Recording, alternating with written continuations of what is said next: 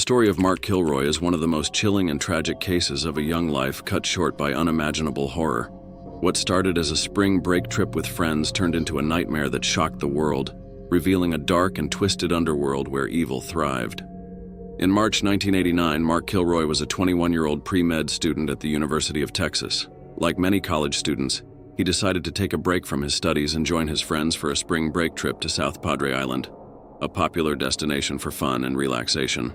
After a few days of partying, Mark and his friends decided to cross the border into Mexico, heading to Matamoros, a town known for its vibrant nightlife. The group arrived in Matamoros on March 13th, ready for a night of fun. They spent the evening hopping from one bar to another, enjoying the carefree atmosphere.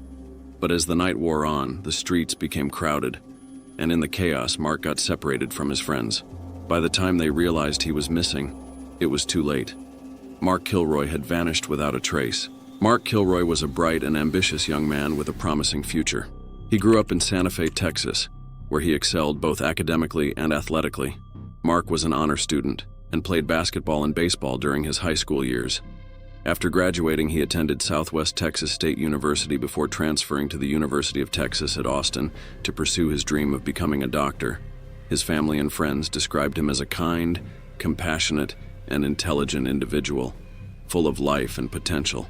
Mark was well loved by those who knew him, and his disappearance left them devastated, struggling to comprehend how something so horrible could happen to someone so good.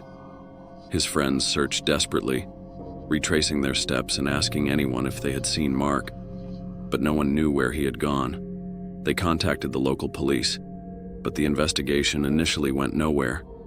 It wasn't until days later that authorities uncovered the horrifying truth of what had happened to Mark Kilroy.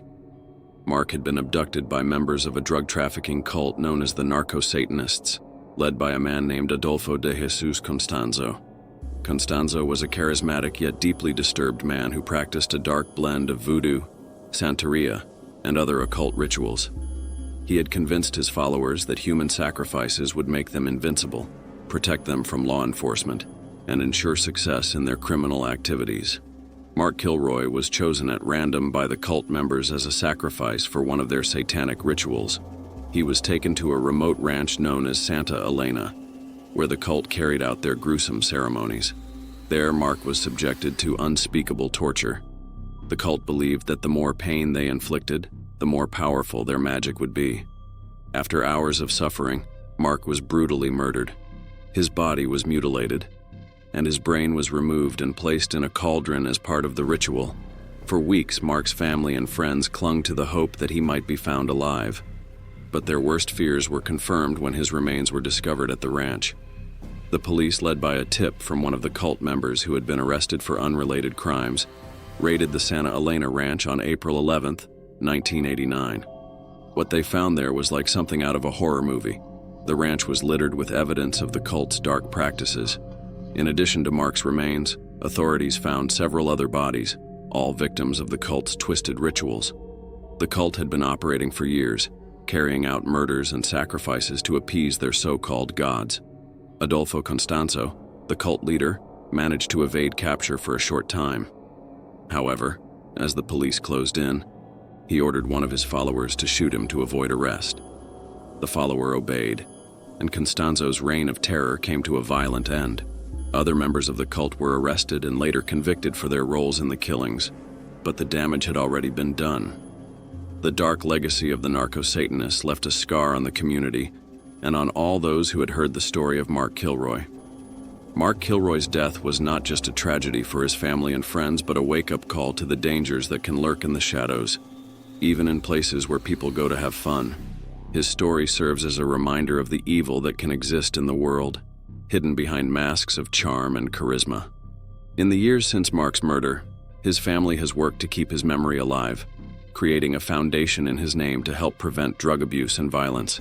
They have turned their grief into a force for good, ensuring that Mark's life, though cut short, had a lasting impact. The story of Mark Kilroy is a terrifying example of how innocence can be destroyed by evil.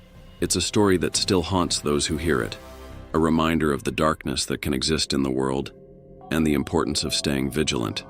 Mark Kilroy was a young man with a bright future ahead of him.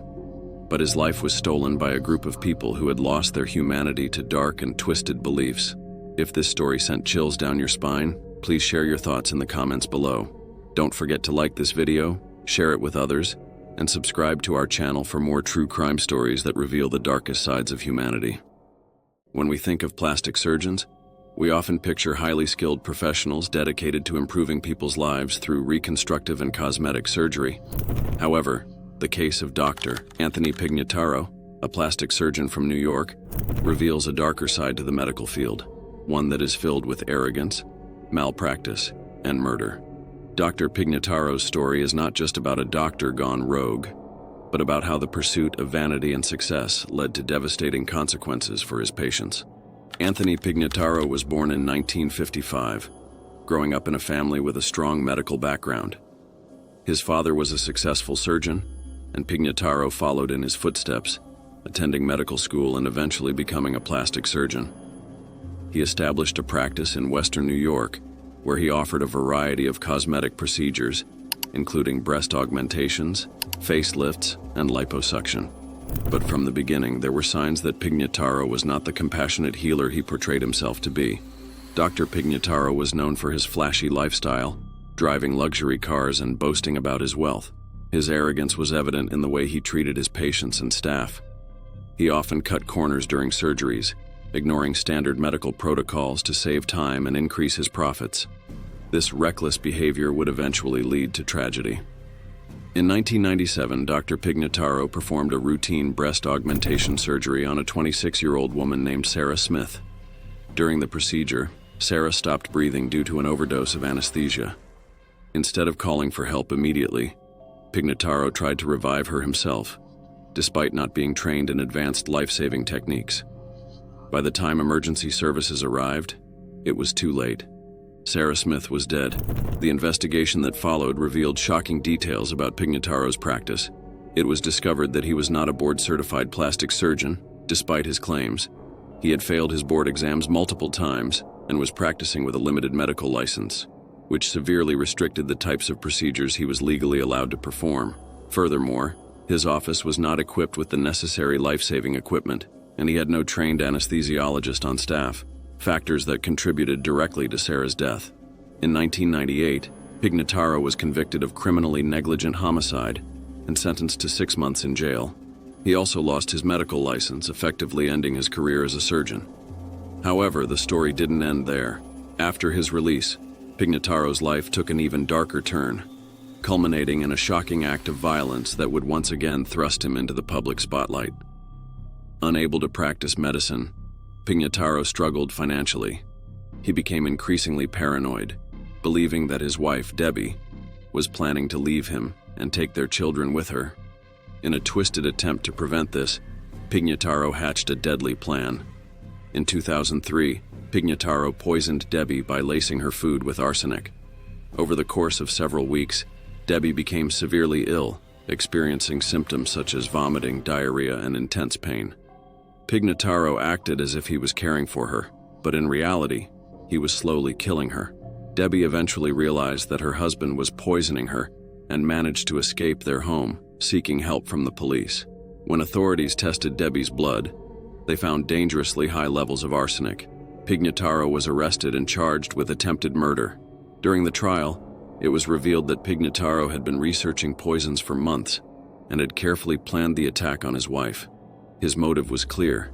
He wanted to eliminate Debbie before she could leave him, but without making her death appear suspicious. In 2004, Pignataro was convicted of attempted murder and sentenced to 15 years in prison. The case shocked the public, not only because of the brutal nature of the crime, but also because it involved a former doctor who had once been trusted to care for others. Pignataro's fall from grace was complete, and he became a symbol of how far someone could fall when driven by greed, ego, and a complete lack of empathy. Dr. Anthony Pignataro's case serves as a cautionary tale about the dangers of unchecked ambition and the consequences of putting personal gain above the well-being of others. His story is a stark reminder that even those in positions of trust and authority can become perpetrators of unspeakable crimes. If this case left you disturbed, let us know your thoughts in the comments below. Don't forget to like, share, and subscribe to our channel for more stories that delve into the darkest corners of the human mind.